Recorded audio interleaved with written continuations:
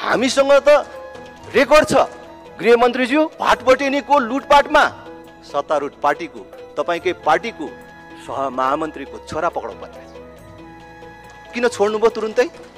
तपाईँको नेताको छोराले रक्सी लिएर गयो, उसले ल्याएको मान्छेले म रक्सी खान्न, मलाई कपडा काम लाग्छ भने कपडा लिएर गयो।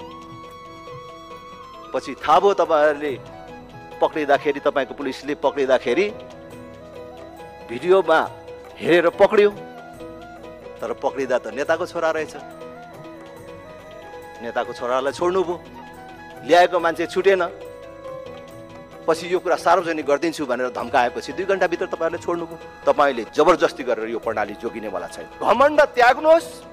तपाईँहरूले प्रदर्शन गर्नुभएको ठुल्ठुलो लगानीका प्रदर्शनहरू पनि जनताले भर्खरै हेरिसकेका छन्। जनता अब कता गइसके भन्ने कुरा। त्यसकारण अब यो वेगलाई तपाईँहरूले रोक्न सक्नुहुन्न। लोकतन्त्रको ठुल्ठुलो डङ्का पिटेर